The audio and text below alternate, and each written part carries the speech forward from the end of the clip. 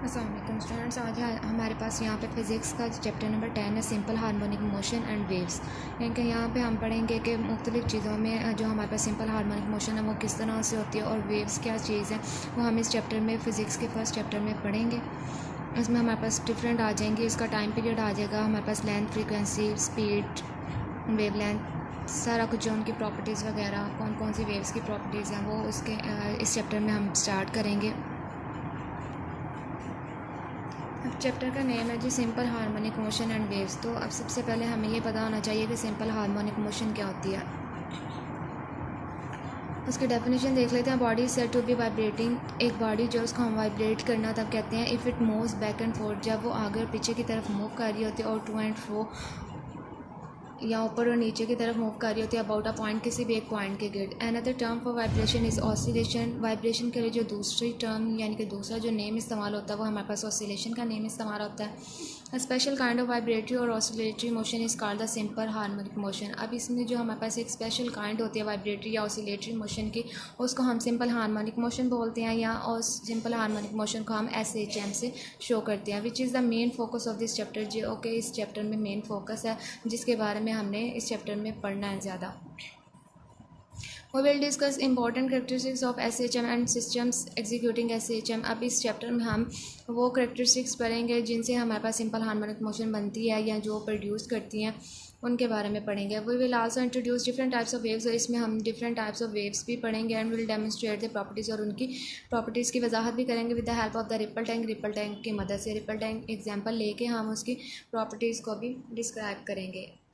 अब यहाँ पे हमारे पास जो हमने सिंपल हार्मोनिक मोशन की डेफिनेशन करनी है वो यहाँ से आ जाएगी। स्टार्ट से, a body is said to be vibrating, यहाँ से लेके हमारे पास सिंपल हार्मोनिक मोशन SHM तक, यहाँ तक हम इसकी डेफिनेशन कर लेंगे। नेक्स्ट हमारे पास इसकी एक्सप्लेनेशन है सिंपल हार्मोनिक मोशन के। In the following section, in sections में हमारे पास we will discuss simple harmonic motion of different systems. इसमें हम डिफरेंट सिस्टम्स की सिंपल हार्मोनिक मोशन की स्टडी करेंगे। The motion of mass attach to a spring. एक हमने मास ले लेना है और उसको हमने अटैच करना है एक स्प्रिंग के साथ। डायग्राम में देखेंगे हम कि ये जो हमारे पास एक ब्लॉक है और इसको हमने M कह लिया, यानी कि मास है ये हमारा, और इसको एक स्प्रिंग के साथ अटैच कर दिया। इस स्प्रिंग के साथ हमने इसको अटैच किया on a friction horizontal frictionless surface, यानी कि हमने इसको हॉरिजेंटल में, वर्टिकल हमारे पास ये चीज़ और ये हॉरिजेंटल हमारे पास, हॉरिजेंटल में हमने इसको जो है वो अटैच कर देना है किसी भी फ्रिक्शनलेस सरफेस के ऊपर, यानी कि ऐसी सरफेस के ऊपर जहाँ पे फ्रिक्शन जो है वो मौजूद ना हो। The motion of a ball placed in a bowl, या हमारे पास किसी भी बाउल के अंदर हम एक बॉल को रख देंगे और उसकी जो उसके अंदर मूवमेंट होगी वो भी हमारे पास सिंपल हार्मोनिक मोशन होगी। एक ही एग्जाम्पल हम इसमें रीड आउट करेंगे, और उसके बाद हमारे पास the motion of a bob attach to a string, एक धागे के साथ हम एक बॉब को अटैच कर देंगे। आर एग्जाम्पल्स ऑफ SHM, यानी कि ये सारी जो है हमारे पास SHM सिंपल हार्मोनिक मोशन की एग्जाम्पल्स हैं। मोशन ऑफ, आप सबसे पहले हम सबसे पहले इसके एग्जांपल जब वो पढ़ने लगे हैं। Motion of a mass attach to a spring, एक स्प्रिंग के साथ हमने मैस को अटैच किया और उसकी मोशन जो है वो पढ़ने लगे। One of the simplest types of oscillatory motion is that of the horizontal mass spring system. सबसे जो इसकी सिंपलेस्ट टाइप है वो हमारे पास मैस स्प्रिंग सिस्टम है, यानी कि एक मैस को हम स्प्रिंग के साथ अटैच कर देते हैं। ये सबसे इसकी सिंपल एग्जाम्पल है हमारे पास सिंपल हार्मोनिक मोशन की। If the spring is stretched और compressed to a small displacement as x, अगर हम उस स्प्रिंग को जो खींचते हैं या उसको कंप्रेस कर देते, दबा देते हैं, तो वो हमारे पास उसमें उसके डिस्प्लेसमेंट में थोड़ा सा चेंज आएगा, और उस डिस्प्लेसमेंट को हम x से शो करते हैं।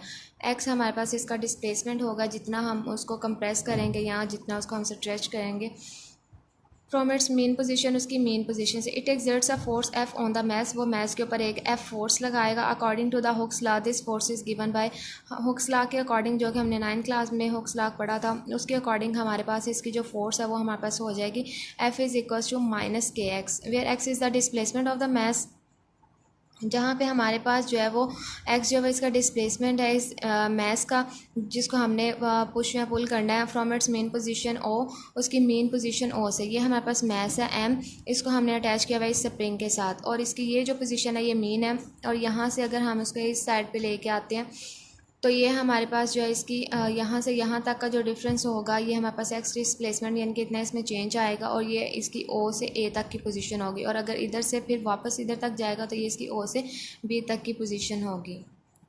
And K is a constant, और इसमें ये जो हमारे पास K है वो हमारे पास कांस्टेंट है। क्योंकि हमारे पास फोर्स जो है वो डिस्प्लेसमेंट का डायरेक्टली प्रोपोर्शनल होती है हुक्स लॉ में। तो इस लिहाज से हमारे पास ये जो के है ये हमारा प्रोपोर्शनैलिटी कांस्टेंट भी कह सकते हैं हम इसको। यहाँ पे हम स्प्रिंग यूज़ कर रहे हैं तो इस लिहाज से हम इसको स्प्रिंग कांस्टेंट बोलेंगे। Defined as K is equals to minus F over X. अब अगर हमने के की वैल्यू निकालनी है तो एक्स जो है वो यहाँ पे जाके एक्स के एफ के साथ डिवाइड हो जाएगा। यहाँ पे मल्टीप्लाई हो रहा था, यहाँ पे जाके हमारे पास डिवाइड हो गया। तो इस लिहाज से हमारे पास के की वैल्यू क्या आ गई, K is equals to minus F over X. ये माइनस भी उधर शिफ्ट हो जाएगा। The value of K is a measure of the stiffness of the spring, यानी कि जो हमारे पास के की वैल्यू है वो हमारे पास स्प्रिंग के ऊपर इफ़ेक्ट करती है कि स्प्रिंग किस तरह का है। जिस तरह का होगा हमारे पास, अगर ज़्यादा सख्त होगा, ज़्यादा नरम होगा, उस लिहाज से उसकी के की वैल्यू जो है वो चेंज होती जाएगी। Stiff springs have large value of के। जो हमारे पास सख्त स्प्रिंग होते हैं उनकी जो के की वैल्यू वो ज़्यादा होगी, और जो हमारे पास सॉफ्ट स्प्रिंग्स हैं हैव स्मॉल वैल्यू ऑफ के, उनमें हमारे पास के की वैल्यू जो है वो कम होगी। F is equals to M में ये हमारे पास आ गया सेकेंड हमारे पास law, F is equals to M में। और यहाँ पे अब हमने क्या करना है, ये जो हमारे पास एफ़ की वैल्यू थी ये वाली, ये हमने यहाँ पे पुट करनी है। के ओवर एक्स हमारे पास आ गया और माइनस एम में ओवर एक्स आ गया हमारे पास। और फिर यहाँ से हम ए की वैल्यू निकालेंगे क्योंकि हमने यहाँ पे एक्सीलरेशन जो वो फाइंड आउट करना है। तो एक्सीलरेशन निकालने के लिए हम क्या करेंगे, ए जो हमारे पास वो यहाँ पे रहेगा, एक्स यहाँ पे मल्टीप्लाई डिवाइड हो रहा है और यहाँ पे जाके के साथ मल्टीप्लाई हो गया, और ये एम यहाँ पे ए के साथ मल्टीप्लाई हो रहा है, उधर के साथ जाके वो डिवाइड हो जाएगा। तो इस लिहाज से हमारे पास ये जो हमारे पास के ओवर एम है ये हमारे पास कॉन्स्टेंट हो जाएगा, और ए जो है वो डायरेक्टली प्रोपोर्शनल हो जाएगा डिस्प्लेसमेंट के। जिस तरह से हमारे पास यहाँ पे फोर्स जो है वो इसके एक्स के डिस्प्लेसमेंट के हमारे पास डायरेक्टली प्रोपोर्शनल थी, इसी तरह से हमारा एक्सीलरेशन भी डिस्प्लेसमेंट के डायरेक्टली प्रोपोर्शनल हो जाएगा। It means that the acceleration of a mass attached to a spring is directly proportional to its displacement. इसका मतलब ये हुआ कि हमारे पास जो हमारी एक्सीलरेशन थी, जो हमने मास अटैच किया हुआ था स्प्रिंग के साथ, उसकी जो एक्सीलरेशन थी वो डायरेक्टली प्रोपोर्शनल हो जाएगी उसकी डिस्प्लेसमेंट के फ्रॉम द मीन पोजीशन, उसकी मीन पोजीशन के लिहाज से। Hence the horizontal motion of a mass spring system is an example of simple harmonic motion. तो इस लिहाज से हमारे पास जो इसकी मास स्प्रिंग सिस्टम की जो हॉरिजॉन्टल मोशन है वो हमारे पास सिंपल हार्मोनिक मोशन की एग्जाम्पल होगी।